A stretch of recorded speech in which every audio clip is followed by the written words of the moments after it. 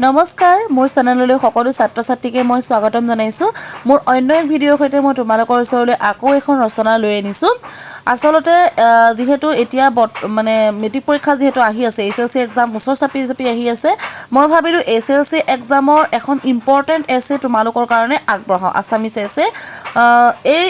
অসমীয়া এই ৰচনাখন হৈছে বিজ্ঞানৰ অৱদান এই ৰচনাখন বহুত বেছি ইম্পৰ্টেণ্ট হয় বহুত বেছি ইম্পৰ্টেণ্ট মানে মই তোমাক কি ক'ম বহুত বেছি ইম্পৰ্টেণ্ট হয় কাৰণ এটা বছৰত এই ৰচনাখন প্ৰায়ে অহা দেখা গৈছে 2017 মই যেতিয়া এছএলসি এক্সাম দিছিলোঁ তেতিয়াও এই ৰচনাখন আহিছিলে আৰু যেতিয়া মই 2019তো এখন অহা দেখা গৈছে আৰু এখন হায়াৰ ছেকেণ্ডেৰী এক্সামবিলাকতো অহা দেখা যায় নেকি পাহৰিছোঁ মই বাৰু তথাপিতো মই পাছত জনাম যদি মানে অহা দেখা যায় কিন্তু এতিয়া মই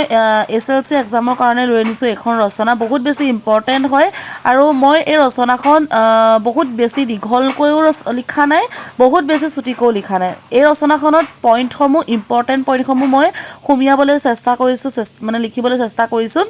আৰু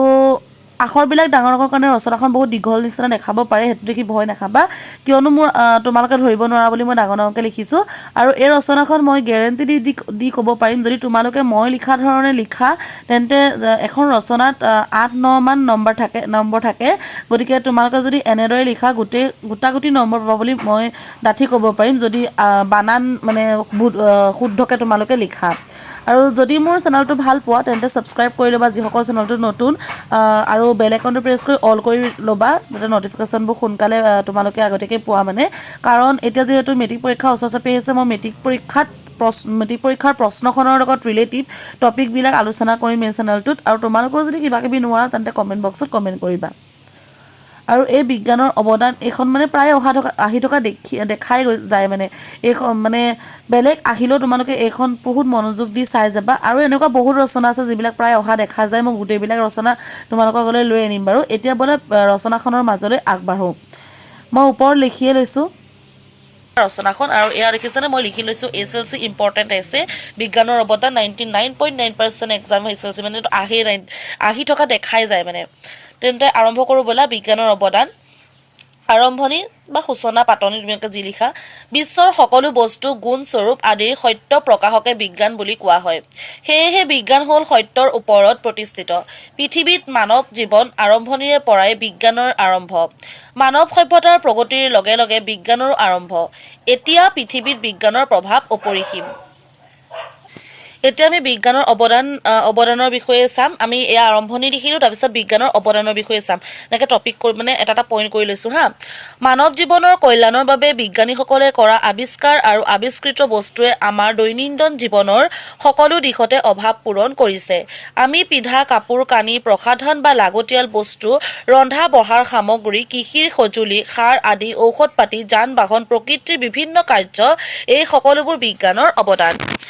আধুনিক জীৱনৰ বাবে প্ৰয়োজনীয় সামগ্ৰী যেনে চিলাইকল ৰেডিঅ' টেলিভিছন ধৰি সকলো বৈদ্যুতিক বস্তু ফ্ৰিজ পেট্ৰল ডিজেল কম্পিউটাৰ আদি অলেখ সামগ্ৰী বিজ্ঞানৰ ফলতেই লাভ কৰিছোঁ বৰ্তমান যোগাযোগ ব্যৱস্থাৰ বাবে টেলিফোন টেলিগ্ৰাফ ফ্ৰেক ইণ্টাৰনেট ইমেইল বাতৰি কাকত আদিও বিজ্ঞানৰ বাবেই পাইছোঁ বিজ্ঞানে সম্ভৱ কৰিলে চন্দ্ৰপৃষ্ঠত মানুহৰ পদাপৰ্ণ বিজ্ঞানে পৃথিৱীখন সৰু কৰি পেলালে বিজ্ঞানৰ মহৎ উপকাৰৰ কথা জুল ভাৰ্নে কনেন ডায়েল সাহিত্যিকে কেইবাখনো মনোৰম এইপিনে পুথি ৰচনা কৰিছিলে এতিয়া অপকাৰ এইখিনি আমাৰ হৈছে অৱদান মানে আমাক বিজ্ঞানে দিয়া উপকাৰবিলাক আমালৈ কি আগবঢ়ালে সেইখিনি আৰু এইখিনি হৈছে অপকাৰ মানে আমাৰ কাৰণে কি অভিশাপ দিলে মানে কি অভিশাপ আমাৰ কাৰণে মই অপকাৰটো অভিশাপ ৰূপে নামেৰে মানে হেৰি কৰিছোঁ এতিয়া আমি অপকাৰখিনি চাম বিজ্ঞানৰ মহৎ অৱদানৰ বিপৰীতে কিছুমান অপকাৰ নথকা নহয়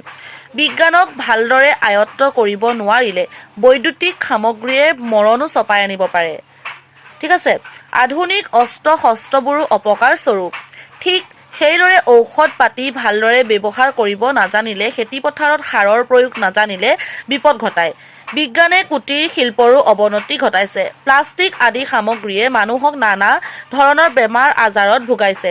কল কাৰখানাৰ যন্ত্ৰ পাতিয়েও প্ৰদূষণ সৃষ্টি কৰিছে ঠিক আছে এতিয়া আমি শেষত সামৰণি দেখিছা ন বহুত বেছি দীঘল নহয় আখৰবোৰ ডাঙৰ ডাঙৰ কাৰণে দীঘল দীঘল দেখাইছে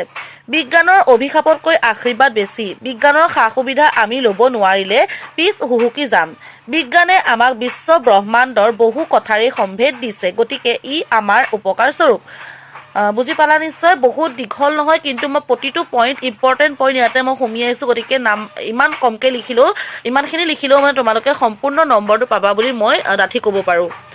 ঠিক আছে তোমালোকে মন দি ৰচনাখন চাবা বুজিবা আৰু ৰচনা হৈছে এনেকুৱা এটা বস্তু তুমি বুজি পোৱাৰ পাছত সেইটো তুমি নিজে বহলাই লিখিব পাৰিবা গতিকে বুজি পোৱাটো তোমালোকৰ ওপৰত ডিপেণ্ড কৰে আৰু কেনেকুৱা পালা ৰচনাখন জনাবা আৰু কি বিষয়ত এতিয়া যিহেতু মেট্ৰিক পৰীক্ষা আহি আছে তোমালোকক বহুতো প্ৰশ্নৰ উত্তৰৰ প্ৰয়োজন হ'ব নজনা প্ৰশ্ন যদি তোমালোকে থাকে তেন্তে মোক কমেণ্ট বক্সত কমেণ্ট কৰিবা অসমীয়া বিষয়ত আৰু পাৰিলে মই ইংলিছৰ কিবা কিবি দি যাম মানে গ্ৰামাৰৰ ক্ষেত্ৰত কথা কৈছোঁ যদি কিবা কিবি লাগে ধৰা ফকৰা যোজনা ব্যাখ্যা কৰা বা কোনোবা এটা লেচনৰ কিবা এটা বস্তু যদি তোমালোকে কিবা এটা প্ৰশ্ন মানে যদি নোৱাৰা তাতে কমেণ্ট কৰিবা মই সেই প্ৰশ্নটো উত্তৰ দিবলৈ নিশ্চয় ট্ৰাই কৰিম তোমালোকৰ কাৰণে যিহেতু এইটো চেনেল মই বনাইছোঁ আৰু এতিয়া যিহেতু মেট্ৰিক পৰীক্ষা আহি আছে গতিকে মেট্ৰিক পৰীক্ষাৰ লগত ৰিলেটিভ প্ৰত্যেকটো টপিক ইয়াতে আলোচনা হ'ব গতিকে যিসকল নতুন তেওঁলোকে চেনেলটো ছাবস্ক্ৰাইব কৰিবা ঠিক আছে থেংক ইউ ভিডিঅ'টো চোৱাৰ বাবে বহুত বহুত ধন্যবাদ